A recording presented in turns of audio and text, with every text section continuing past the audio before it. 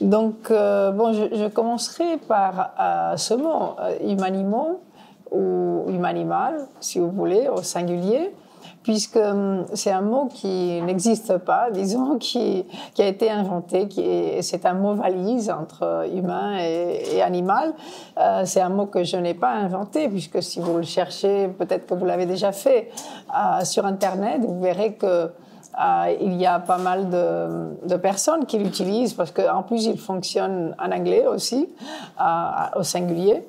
Et donc, ça fait pas mal de temps, en plus, qu'on peut trouver des traces de ce mot. Par exemple, une des penseuses qui a le plus, disons, travaillé, notamment dans le domaine de la littérature, mais aussi de la philosophie, sur la question qu'on appelle de l'animal ou de l'animalité, qui est Hélène Cixous. Elle utilise déjà ce mot au début des années 2000, donc il y a plus de 20 ans. Mais je ne crois pas non plus qu'elle soit la première à l'avoir utilisé, parce que on peut retracer les usages de ce mot bien avant.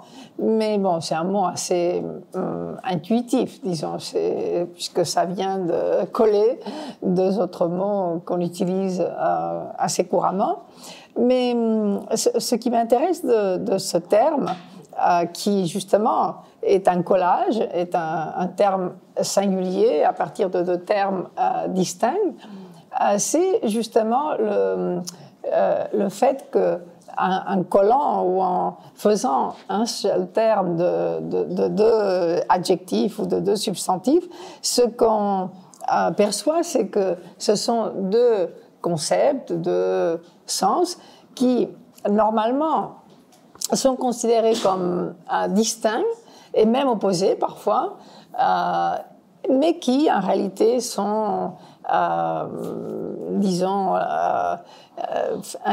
évidemment différents, mais en tout cas pas opposés, et en tout cas l'un va avec l'autre. C'est-à-dire que en général, on tend à opposer l'humain et l'animal comme si les êtres humains n'étaient pas des animaux, comme vous le savez, puisque évidemment on est aussi des animaux, mais au niveau philosophique, si vous voulez, évidemment je ne parle pas de biologie, au niveau philosophique, normalement l'animalité est toujours opposée à l'humanité, au caractère humain, et même à ce qu'on appelle l'homme.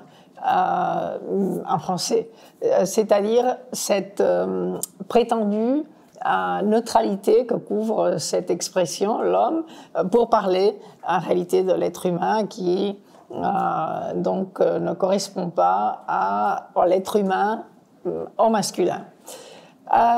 Donc ce mot nous indique aussi que la conception que notre imaginaire le plus partagé de l'animalité, c'est aussi l'idée que, c'est-à-dire se base aussi sur l'idée que les animaux sont une sorte de version diminuée de l'humain.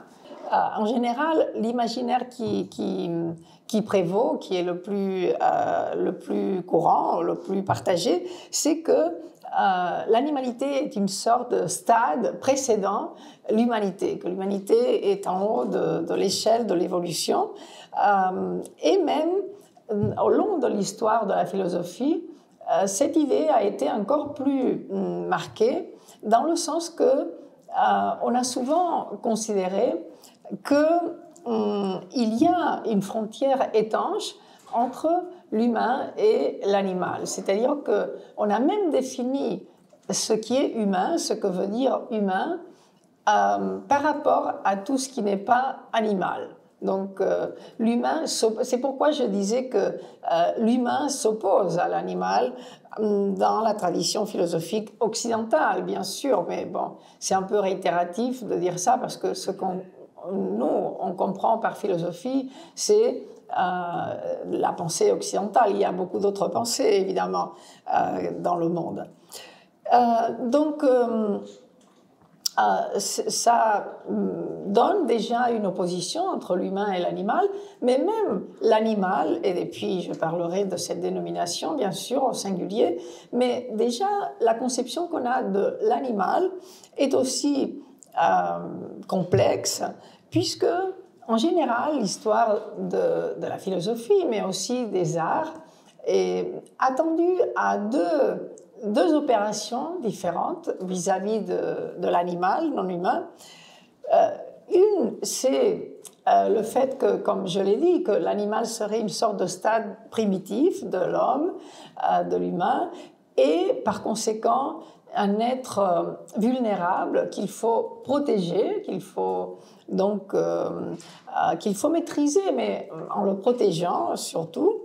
Et l'autre conception qui est jusqu'à un certain point contraire, c'est que l'animal, en tant que tout ce que l'homme n'est pas, est l'image de tout ce qui est mauvais, de tout ce qui est dangereux aussi. Donc on pourrait dire que cette autre tendance, elle tend à bestialiser l'animal, c'est-à-dire à en faire aussi un symbole, et même non seulement un symbole, mais un exemple de tout ce qui est violence, méchanceté, etc.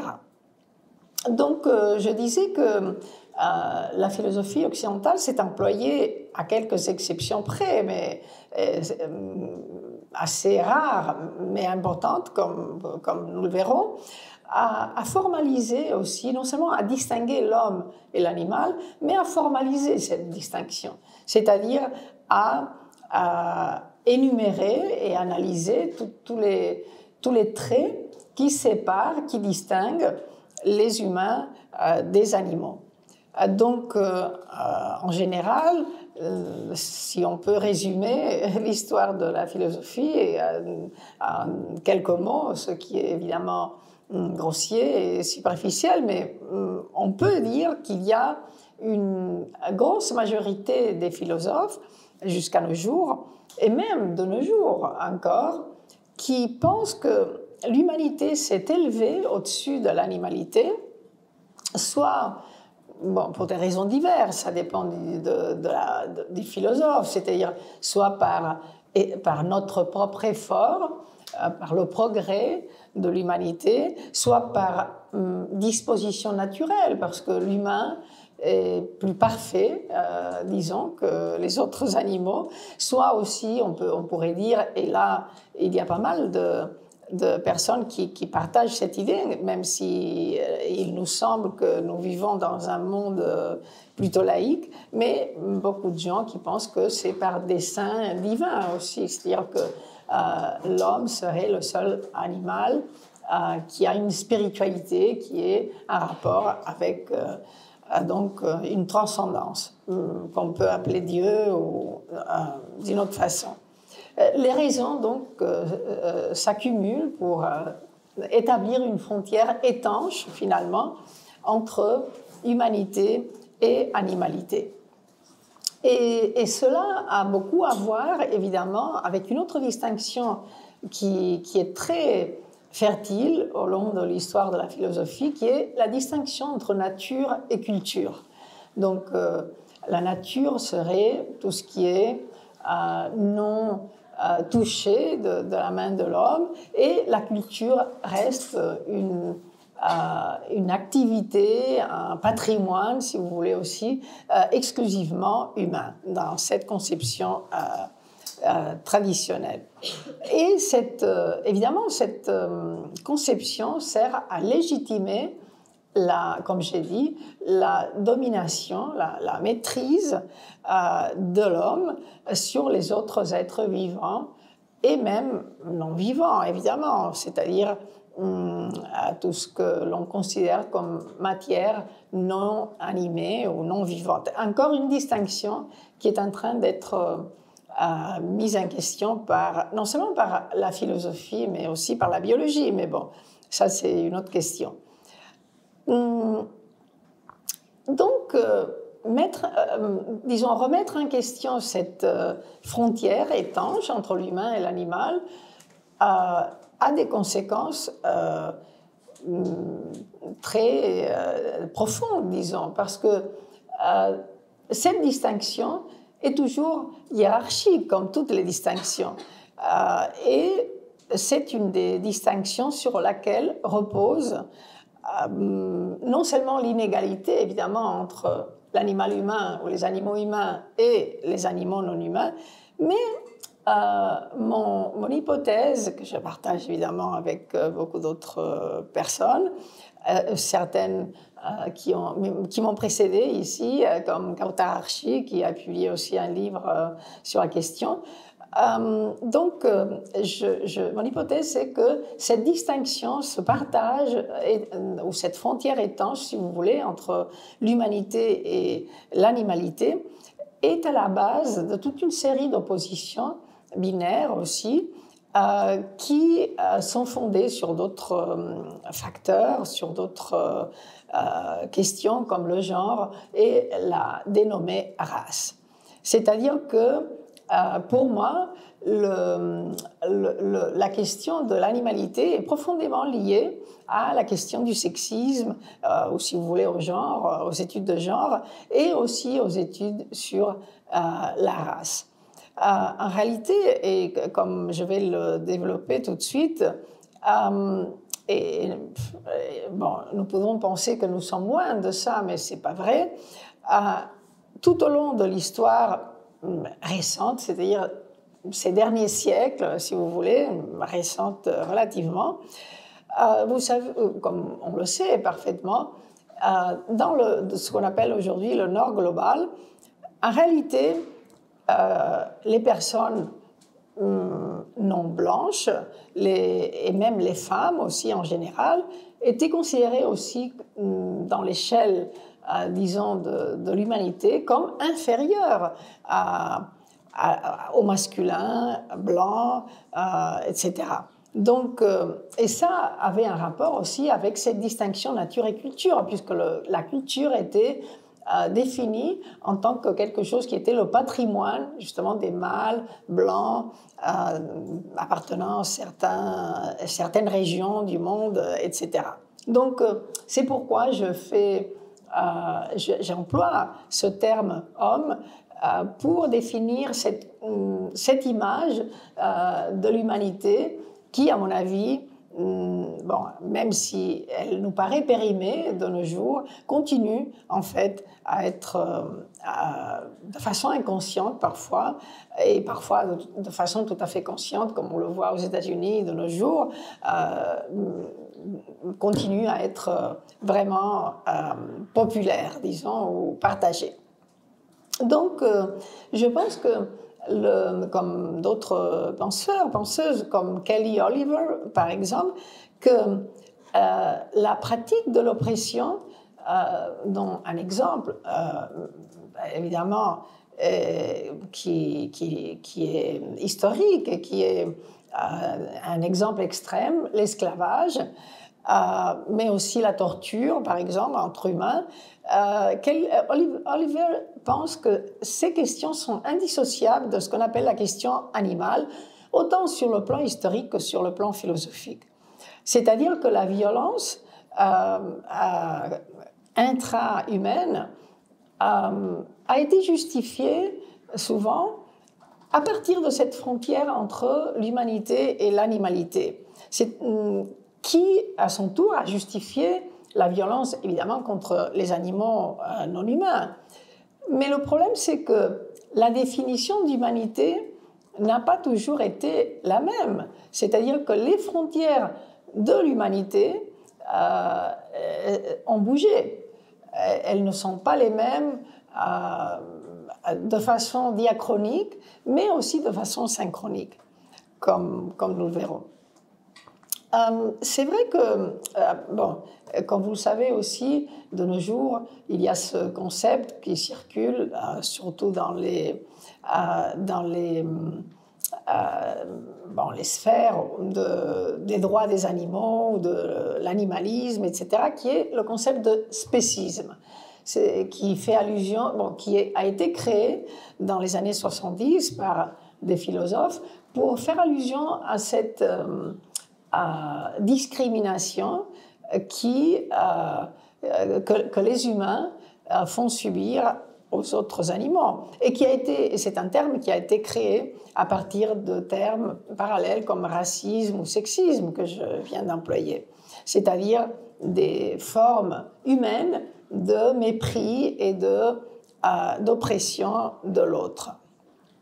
Et ça, c'est intéressant aussi de réfléchir à cette idée du spécisme, parce que souvent, les personnes qui sont opposées à l'antispécisme, c'est-à-dire les personnes qui défendent le spécisme, finalement, disent, bon, ça n'a rien à voir en réalité avec le sexisme ou le racisme, parce qu'on sait que les hommes et les femmes sont égaux dans le sens. Bon, on sait, c'est-à-dire la plupart des gens pensent maintenant que les hommes et les femmes sont égaux au niveau de génétique, au niveau de l'intelligence, au niveau des capacités, etc. Et même chose pour les races. On sait que le concept de race a eu une vie relativement courte puisque la science l'a banni. Il y a un fondement scientifique à ce qu'on appelait, ou à ce qu'on appelle encore les races. Mais par contre, les espèces animales sont bien vivantes, si j'ose dire. C'est-à-dire qu'il y a une classification qui est avalisée par la science biologique, etc., qui définit les espèces, les différentes espèces qui composent la catégorie, disons, animale. Et comme je disais, les gens qui défendent le spécisme disent oui, c'est normal de faire une distinction entre espèces et même de préférer la propre espèce aux autres. C'est-à-dire que, et même les éthologues, comme par exemple l'éthologue très connu, France de Waal, qui s'est spécialisé sur la notion d'empathie, comme vous le savez peut-être, non seulement chez les humains, puisque normalement on pense que seuls les humains sont capables d'empathie. De Waal croyait que beaucoup d'autres espèces sont capables d'empathie, et non seulement d'empathie pour d'autres individus de la même espèce, mais pour des individus d'autres espèces que la sienne. Mais De Waal nous prévient aussi que le penchant en faveur de notre espèce, de la propre espèce, est partagé aussi par les autres espèces. C'est-à-dire qu'un individu d'une espèce, en général, va préférer, sauf exception, d'autres individus de sa propre espèce que des individus d'espèces différentes. Et ça touche aussi les humains. Mais évidemment, cela ne veut pas dire que le spécisme soit justifié. C'est-à-dire, bon, je ne vais pas entrer dans cette discussion, sauf si vous voulez y entrer à la fin, mais c'est vrai que même si on pense à cette préférence pour les semblables, qui est partagée donc par tous les animaux, y inclut les humains, cela ne justifie pas cette division étanche entre les humains et le reste des espèces. Et surtout parce que une chose, c'est de penser que les humains forment l'espèce la plus, disons, avancée, la plus parfaite, ou la plus, etc., etc. On peut, en réalité, y accoler toutes sortes de qualités et d'adjectifs. Mais l'autre chose, et ça, c'est ce qui est arrivé dans l'histoire de la philosophie, c'est de penser que l'humanité, l'espèce humaine est exceptionnelle. C'est-à-dire, elle est tellement séparée du reste que elle constitue une catégorie à part. C'est pourquoi la plupart des gens, même s'ils savent qu'on est des animaux, continuent d'opposer les animaux et les humains, comme si les humains n'étaient pas des animaux. C'est-à-dire que le spécisme fait référence à ça, à cette, non pas à une distinction ou à un sentiment de supériorité, ou, bon, plus que sentiment, à une croyance qu'on est supérieur à tout le reste, à toutes les autres espèces, mais à cette distinction essentielle, à cette distinction qui serait non seulement radicale, mais essentielle de catégorie entre l'humanité et le reste. Et l'histoire de la pensée occidentale s'est employée à justifier cette distinction radicale, cette exceptionnalité humaine, par toutes sortes d'arguments qui ont peu à peu été invalidés ou discutés ou débattus par les biologistes et dernièrement, depuis des décennies, par les éthologues. Bon, je ne vais pas répéter tous les arguments parce qu'on les connaît, mais un des arguments, et je vais y revenir après, le plus répété, et de nos jours encore, si vous demandez à des personnes qui n'ont pas forcément réfléchi, ou peut-être qu'ils ont réfléchi à cette question, un des arguments qu'on donne pour justifier cette exceptionnalité ou cette catégorie vraiment à part des humains, c'est que les êtres humains, l'humanité, est la seule à posséder ou à maîtriser la langue. Donc, la langue qui signifie donc la capacité de créer une culture, de posséder une culture aussi, et évidemment de raisonner, parce que, comme vous le savez, donc la langue, le logos, comme on dit, est à la fois la parole, mais aussi la raison. Et les deux ont été profondément liés dans la culture occidentale. Derrida parle de logocentrisme, comme vous le savez, et c'est vraiment une caractéristique de cette culture.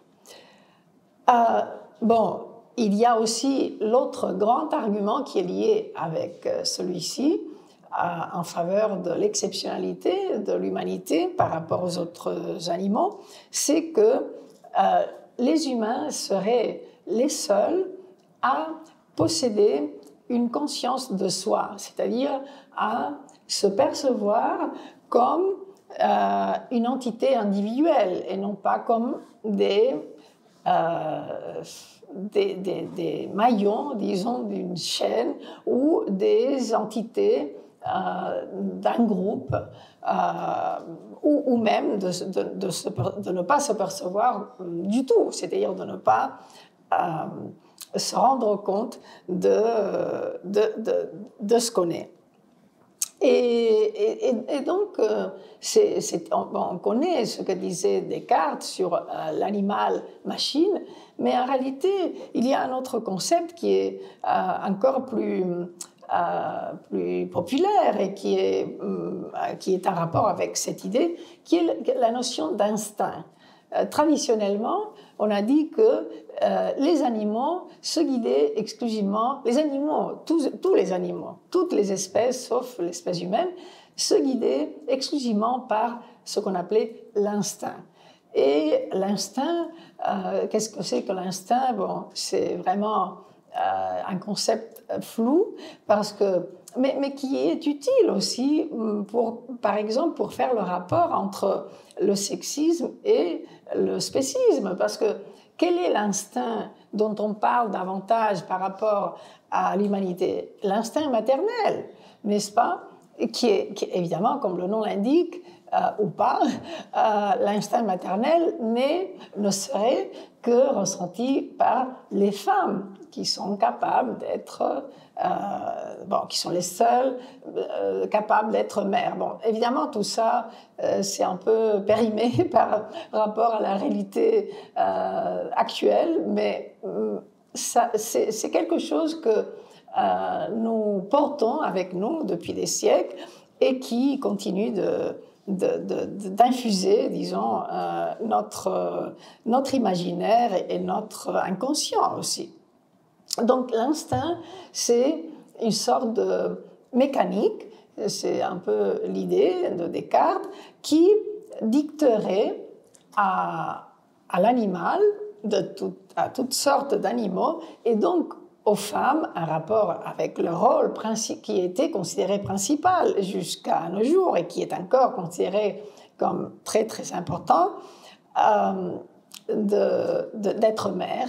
Et donc l'instinct guiderait toute une sorte de conduite de façon, disons, presque mécanique. Bon,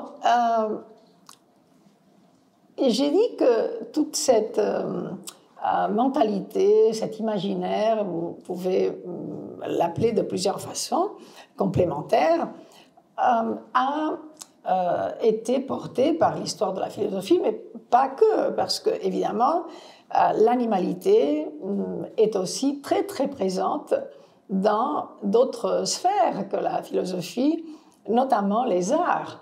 L'art, il y a même des spécialistes qui disent que l'art a partie liée avec l'animalité, c'est-à-dire qu'on ne peut pas le séparer, parce que si on considère, la naissance de l'art, normalement, traditionnellement, on nous dit, c'est les peintures sur les grottes préhistoriques, n'est-ce pas? Et ces peintures incluaient souvent, très très souvent même, des animaux. On les a interprétés comme des scènes de chasse ou même des scènes parfois spirituelles. Les animaux symbolisent des divinités, etc. Mais même les religions aussi. Les religions font un usage intensif de l'animalité. Même le christianisme.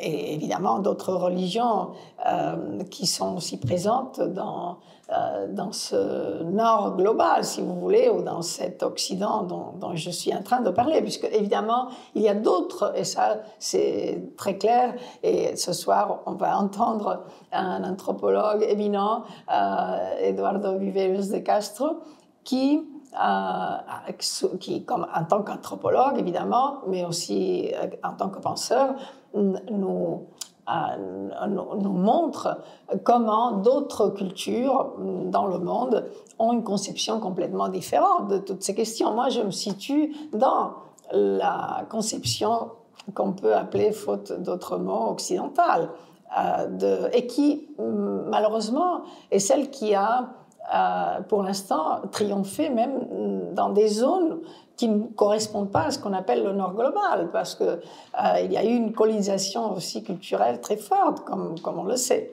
Donc, l'art, par rapport à l'animalité, on ne peut pas dire ce qu'a fait l'art en rapport avec l'animalité, puisque justement, ils sont tellement imbriqués que l'art a fait un usage intensif de la figure animale, mais pour représenter toutes sortes d'émotions, d'affects, d'idées, etc.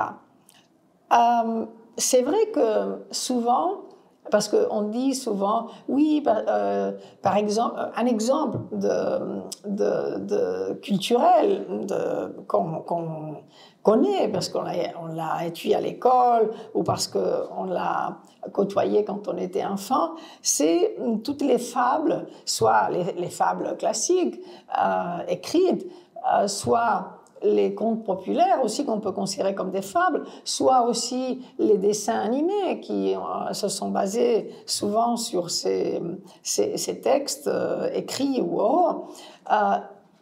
Les fables, comme les contes pour enfants, traditionnels en tout cas, dans la plupart des cas, ce ne sont pas des animaux non humains, c'est-à-dire ce sont des bêtes qui en réalité ce sont des masques pour parler des humains.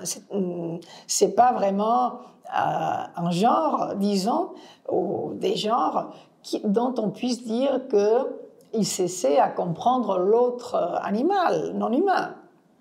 Mais c'est vrai qu'il y a aussi beaucoup d'autres artistes, beaucoup d'autres tendances ou beaucoup d'autres genres qui tentent quand même de percer disons, ce qu'on pourrait appeler le mystère de l'autre, l'opacité de l'autre, et à donc refléter le contact entre l'humain et l'animal. Et non seulement le contact dans le sens du rapprochement, mais l'imbrication profonde, et je reviens à mon début, que représente le mot humanimal. C'est-à-dire que l'art reflète cette humanimalité de l'être humain, comme aussi de beaucoup d'autres espèces, parce que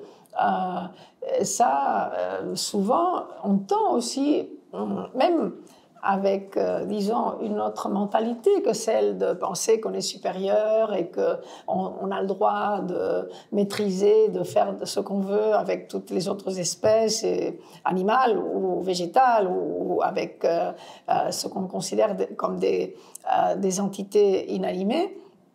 Mais même avec une autre intention aussi, souvent, donc, on essaie de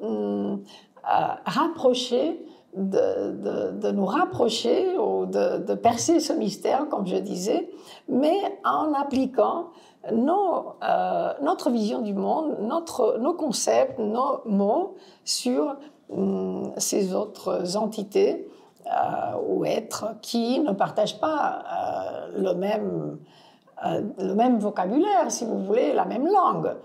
Donc, en réalité, on peut dire que notre rapport avec les autres espèces est tout à fait paradoxal, parce que d'un côté, il y a beaucoup d'espèces pour lesquelles, disons, les êtres humains ressentent plutôt de l'indifférence ou même parfois du dégoût. On peut penser à tous les insectes, par exemple, etc., même si là, je vois des exemples d'art qui essaient de nous rendre plus, disons, aimables. L'idée de manger des vers, des insectes, etc., pour des raisons écologiques.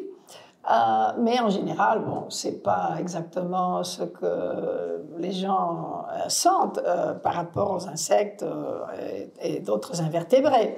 Donc, il y a toute cette partie de l'animalité à laquelle on ne pense que très souvent comme des vermines aussi, des animaux non seulement à maîtriser, mais à éliminer même. Ensuite, il y a, c'est typique, les animaux que nous élevons pour les tuer, pour les manger, pour les utiliser dans toutes sortes d'industries. Et ensuite, il y a les espèces, quelques espèces qui ont produit des individus avec qui beaucoup de gens, plus de la moitié de la population apparemment de nos jours, et je pense notamment aux chiens et aux chats évidemment, avec qui donc on partage nos vies, ou beaucoup de gens partagent leur vie, et qui sont les seules espèces où vraiment on tient compte des individus. Parce que ça, c'est l'autre grand partage entre l'humanité et l'animalité, le fait que, en général, les gens pensent aux animaux en tant que masse et non pas en tant qu'individus. Donc, on peut se permettre de dire, Les fourmis, bon, c'est un exemple un peu extrême parce qu'évidemment, on ne pense jamais à une fourmi concrète, un individu. On les voit comme une masse. Mais même des animaux sauvages, les éléphants, bon, sauf si c'est un éléphant humanisé parce qu'il est dans un zoo ou parce que, je ne sais pas, il est le héros d'un film ou d'un je ne sais pas quoi. Donc, on tend à penser à une masse, à un groupe, à l'espèce, et pas à des individus, sauf pour les animaux qu'on appelle de compagnie, parce que on cohabite avec eux. Mais c'est vrai que il y a des personnes, des penseurs qui vont compliquer cette classification qui est banale parce qu'elle est évidente, comme par exemple Gary Wolf, qui est un penseur en études animales états-unien, et qui dit qu'il y a 4 types de relations. Bon, moi je dirais 5, mais il dit 4 types de relations avec les dits animaux. Et ces 4 types, c'est, bon, ça recoupe un peu ce que je viens de dire, donc rapidement, les animaux qu'on individualise et qu'on humanise, si vous voulez, qu'on transforme presque en humain. Ensuite, les animaux qu'on rejette ou dont on profite, les animaux qu'on élève et qu'on tue pour manger. Donc, il met dans la même catégorie les animaux qu'on rejette et les animaux dont on profite, soit pour les manger, soit pour d'autres raisons. Mais il ajoute 2 catégories, et je pense qu'il a raison.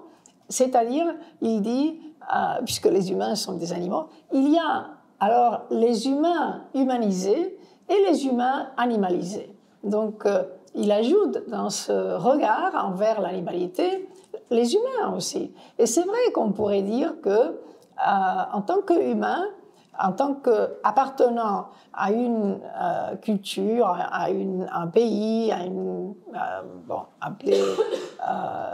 on peut choisir le collectif qu'on voudra.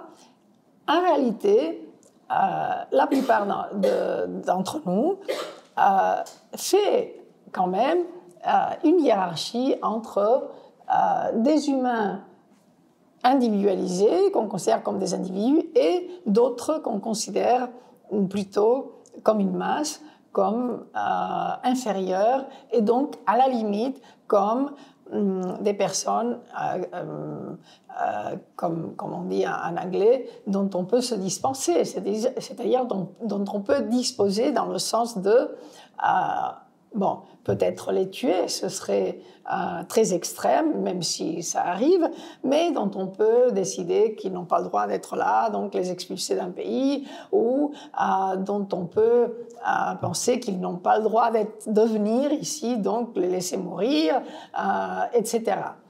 Comme vous le savez, la frontière entre tuer et laisser mourir est assez fine, très souvent. Et avec les humains, on sait que de nos jours, ça se passe comme ça, avec beaucoup d'humains. Donc, ça, au niveau philosophique, c'est important parce que les études, ce qu'on appelle les études animales, et tout spécialement les études animales critiques, ce sont des études qui réfléchissent à toutes ces questions dont je viens, et d'autres évidemment, dont je suis en train de parler, mais non seulement pour parler de l'animalité ou de l'humanité, mais pour réfléchir et pour transformer radicalement même la notion de sujet qui est réservée normalement exclusivement aux humains. C'est-à-dire qu'au-delà de l'individualisation, le sujet, c'est encore autre chose. C'est-à-dire, un sujet, c'est justement un individu qui a une conscience de soi, qui vit dans le monde, dans le sens qu'il perçoit le monde, qui a une vision du monde, et qui donc a un rapport avec les autres sujets et non seulement un rapport qui n'est pas seulement un rapport de domination ou d'oppression, au contraire, c'est-à-dire dans le sens d'être celui qui est dominé. Donc là intervient aussi une vision un peu historique qui a été donnée par exemple par Freud et qui est très connue, mais qui, je pense, est encore valable et qui peut être rappelée. Vous vous souvenez peut-être que Freud, pour justifier l'avènement de la psychanalyse, de cette théorie qu'il a créée, disons, dont il a été un des parents ou des pères, plutôt des parents, puisqu'il y a eu des femmes aussi. Donc, il a dit que le sujet classique, qui se croyait vraiment au centre de l'existence par droit divin, parce que c'était un sujet lié avec la religion. Évidemment, il parle de l'Occident, Freud, tout le temps. Ce sujet classique a subi un premier coup avec la révolution copernicienne. Parce que justement, le fait de savoir ou de penser que la Terre, la planète, n'était pas au centre de l'univers, mais qu'elle tournait autour du Soleil, ça a été, selon Freud, le premier coup porté à la centralité du sujet humain. Et pour lui, le deuxième coup est venu de Darwin. Et là, évidemment, nous sommes en pleine animalité, c'est-à-dire, vous connaissez parfaitement, parce qu'en plus, il y a eu maintenant des anniversaires, que la théorie de l'évolution, le darwinisme, a été combattu avec une férocité immense à son époque. On peut se poser des questions. Pourquoi est-ce que... c'est un peu comme le féminisme. Le féminisme naissant, fin du 19e siècle, début du 20e siècle, a été caricaturé, a été combattu avec férocité, avec une violence extrême. Bon, il l'est toujours, mais bon, disons que la naissance a été encore plus...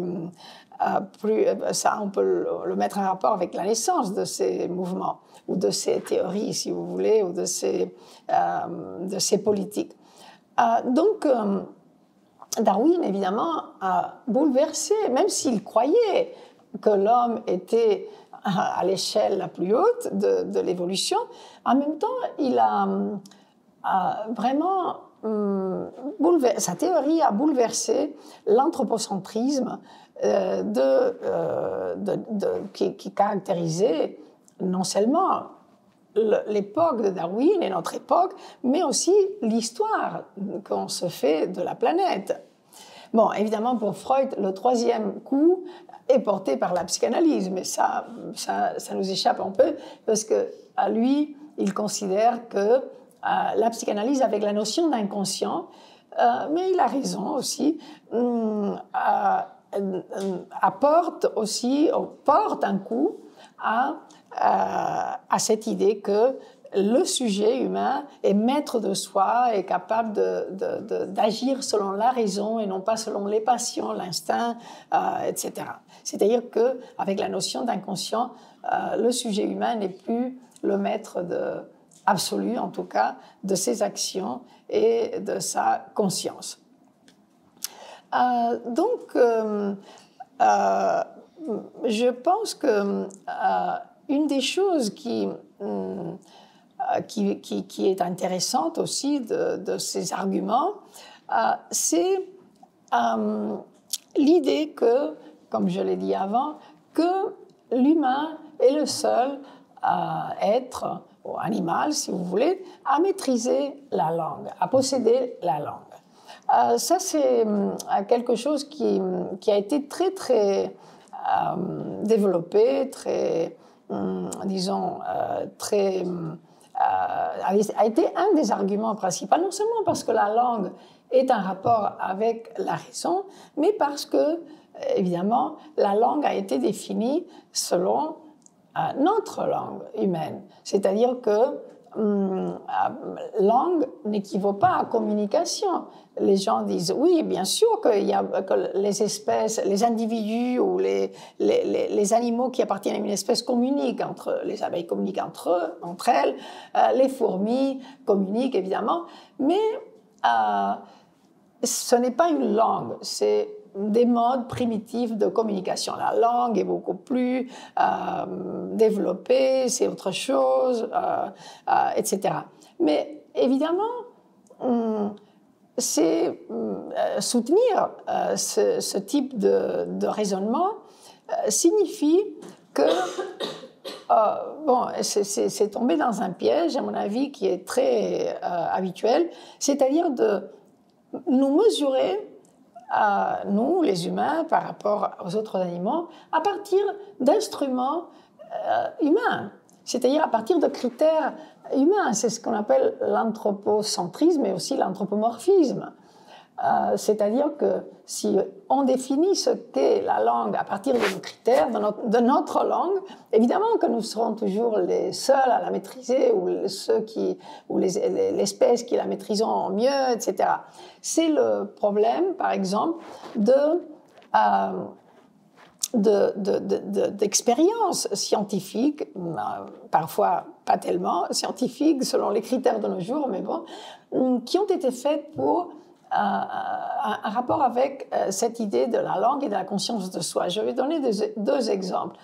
Un exemple, c'est une sorte de mode qui s'est produite à partir des années 60 du XXe siècle, mais surtout dans les années 70, qui a consisté à faire des expériences avec des singes, des grands singes non humains, pour leur apprendre la langue humaine. Bon, il y a eu pas mal d'expériences de ce type. On les connaît, bon, peut-être à travers des articles scientifiques qui ont été publiés à l'époque, mais aussi il y a eu des films, des documentaires, c'est assez connu. La langue qui était apprise à ces singes, évidemment, ce n'était pas la langue parlée, puisque pour des questions d'anatomie, ils ont plus de difficultés à vocaliser que les humains, mais la langue des signes qui est une langue humaine aussi, mais qui est parlée, si vous voulez, avec le corps. Donc, les scientifiques qui ont entamé ces expériences, qui ont commencé au début, ou bien avant en réalité, mais de façon scientifique au début du XXe siècle, et puis surtout, comme je vous le disais, à partir des années 60-70. Donc, ils ont essayé de reproduire l'apprentissage de la langue que les humains nous faisons, c'est-à-dire depuis notre enfance. C'est l'apprentissage naturel de la langue. Donc, ils ont pris, déjà, évidemment, l'éthique de ces expériences, il faudrait en discuter, évidemment, elle est très discutable, plutôt. Ils ont pris des bébés, chimpanzés, par exemple, ou bonobos, ou normalement, c'était une de ces deux espèces de singes. Donc, ils ont pris des bébés, ils les ont mis dans des familles humaines qui les ont traités comme un membre de la famille et qui leur ont appris à signer cette langue des signes. Bon, ces expériences ont été abandonnées assez récemment, en fait. Bon, que l'on sache, parce que, évidemment, on ne sait pas tout. Mais elles ont été abandonnées parce que, d'abord, les résultats n'étaient pas concluants, et puis parce que, pour des raisons éthiques, évidemment, puisque ces bébés étaient extraits de leur environnement, étaient mis dans des environnements humains, exclusivement humains, surtout, bon, ça dépend, au Japon, ce n'est pas le cas parce qu'ils traitent ces animaux d'une façon différente, mais bon, dans des environnements en tout cas qui n'étaient pas sauvages, évidemment, dans des cages finalement, même si c'était de grandes cages. Et donc, les expériences ont été considérées non scientifiques en raison de de toutes ces caractéristiques, au-delà même de la question éthique, au-delà ou en deçà, si vous voulez. Donc ça, c'est une des questions qui ont été, une des expériences qui ont été faites, mais qui montre donc le point que j'étais en train de dire, c'est-à-dire que quand on essaie de comprendre ou de dire oui, les animaux, d'autres animaux ont aussi une langue ou sont capables d'apprendre une langue, on choisit une langue humaine parce que nous, on ne maîtrise que notre langue de toute façon. Donc, du coup, évidemment, c'est pourquoi ces expériences ne sont pas concluantes. L'autre expérience qui est beaucoup plus concrète et qui était à un moment très populaire, c'est l'expérience du miroir. Et vous avez entendu souvent, il y a des espèces dont les individus sont capables de se reconnaître dans un miroir et d'autres espèces qui ne sont pas capables de ça. Donc, on a choisi cette expérience du miroir pour définir quelles sont les espèces les plus, non pas intelligentes, mais aussi, bon, ça dépend de ce qu'on comprend par intelligence, qui est un concept humain, évidemment, mais les espèces qui ont une conscience, dont les individus ont une conscience de soi en tant qu'individus, puisqu'ils sont capables de se reconnaître dans un miroir. Mais évidemment, bon, les conclusions étaient, oui, les grands singes, de nouveau, puisque ce sont nos parents les plus proches, donc on les rehausse dans l'échelle de la vie. Mais c'est une expérience aussi qui a été, une sorte d'expérience, je veux dire, un type d'expérience qui a été invalidée par d'autres penseurs et scientifiques, parce que évidemment, ça présuppose aussi une parenté avec notre conformation anatomique et sensorielle. C'est-à-dire, les humains, on est très guidés par le sens de la vue. On a, bon, ça, si l'on croit à la psychanalyse aussi, Lacan, la face du miroir, tout ça, les bébés humains, selon les psychanalystes, mais c'est une expérience qu'on peut faire aussi avec des bébés réels, disons, avec nos bébés.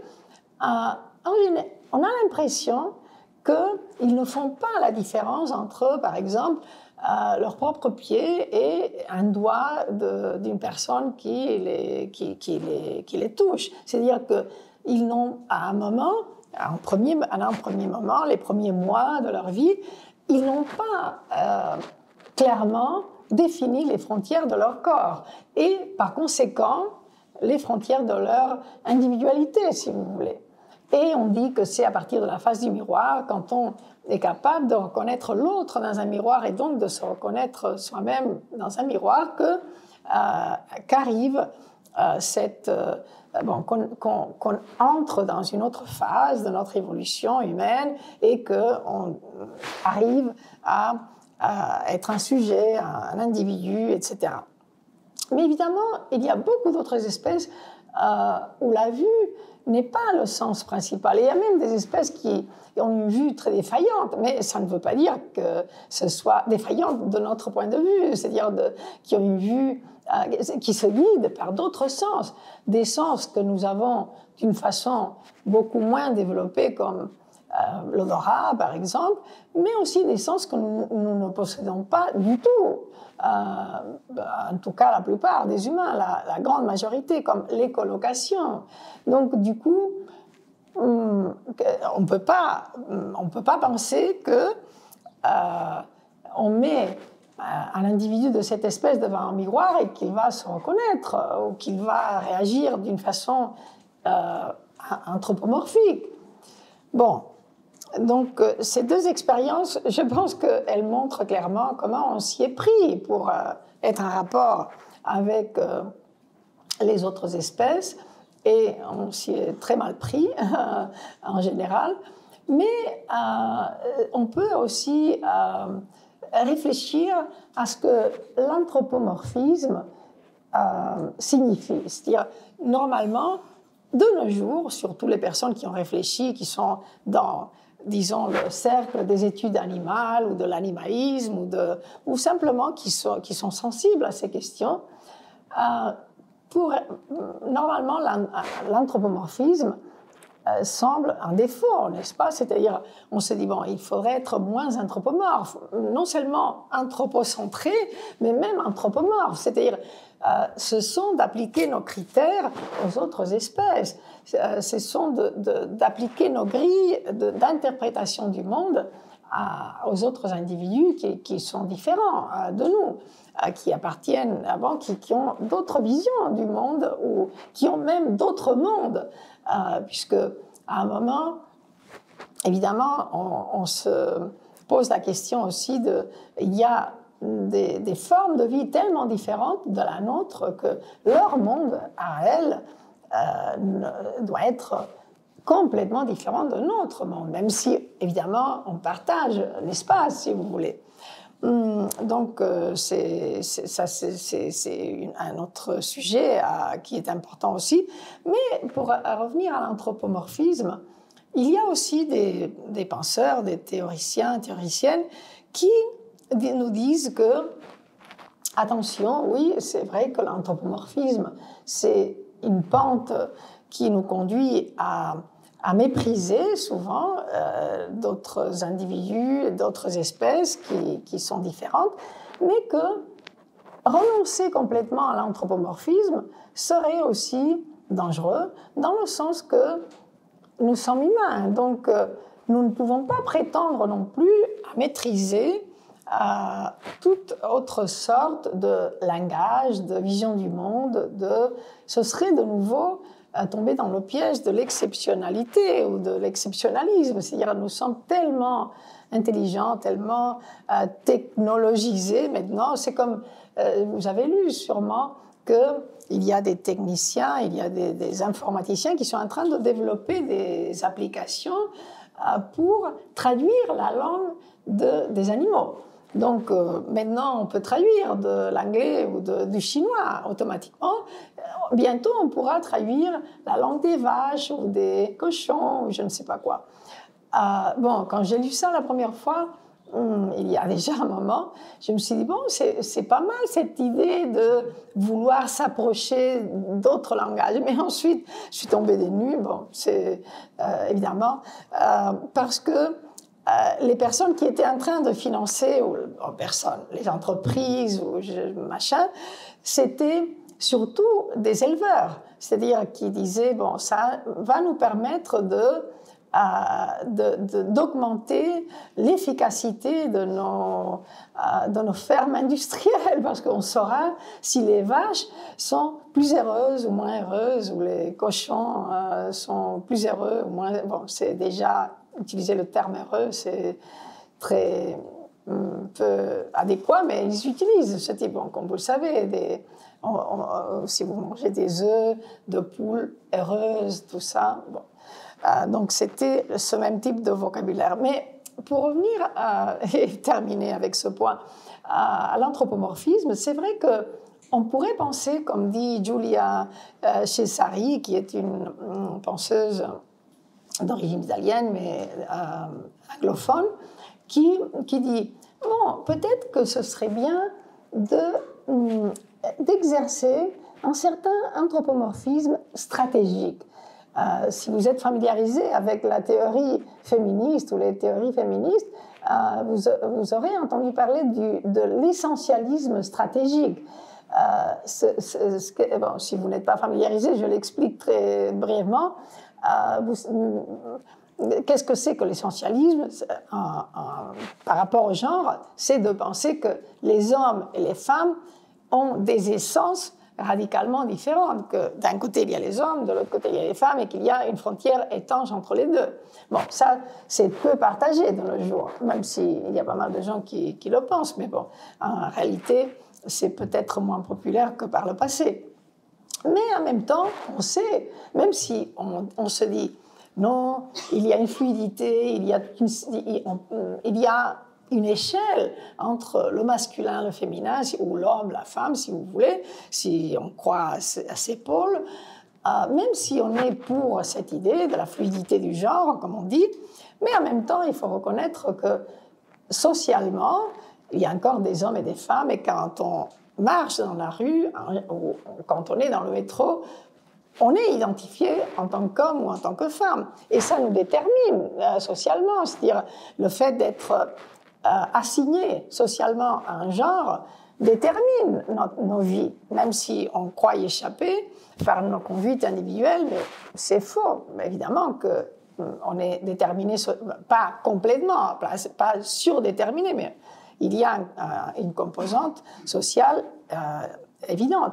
Donc, il y a des théoriciennes féministes qui ont proposé cet essentialisme stratégique. Même si on ne croit pas qu'il y a d'un côté les hommes, d'un autre côté les femmes, il faut reconnaître que c'est comme que socialement, ça continue de fonctionner. C'est comme pour la race aussi. On sait que les races n'existent pas, mais le racisme existe.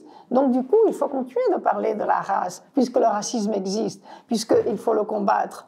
Donc, bon, si on transpose ça du côté de l'animalité, peut-être que l'anthropomorphisme stratégique, c'est-à-dire autoconscient, c'est-à-dire très bien mesuré, pour ne pas tomber justement dans l'anthropocentrisme, qui, lui, n'est pas positif du tout, à mon avis, donc, et peut-être un outil qu'on peut maîtriser. Parce que sinon, qu'est-ce qui nous reste? Bon, c'est une autre attitude aussi que certains animalistes ou écologistes partagent, c'est-à-dire rester chacun dans son espèce, finalement. Donc, c'est par exemple les théoriciens écologistes qui pensent qu'il faudrait terminer avec certaines espèces appelées de compagnie, c'est-à-dire qu'il faudrait interdire que les chiens, les chats vivent avec les humains ou que les vaches vivent avec les humains, quitte à ce que ces espèces disparaissent. Parce qu'évidemment, ce sont des espèces qui ont évolué, qui ont coévolué avec l'humanité.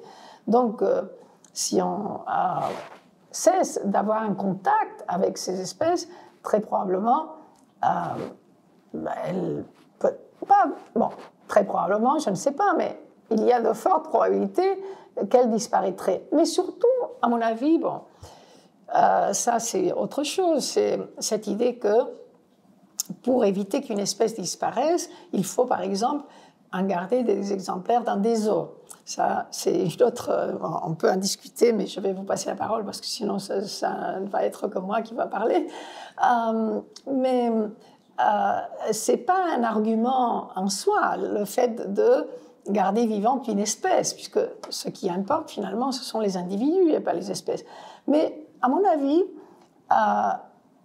nous avons coévolué aussi avec certaines espèces animales, et notre réalité, là, maintenant, n'est pas une réalité exclusivement humaine. Donc, du coup, prétendre couper avec ça de façon radicale, pour moi, c'est aussi peu envisageable, ou en tout cas peu recommandable. C'est mon avis, on peut en discuter, justement. Et je m'arrête là pour passer la parole et pour que vous puissiez vous exprimer sur ça ou sur d'autres questions en rapport avec ce que j'ai dit. Merci.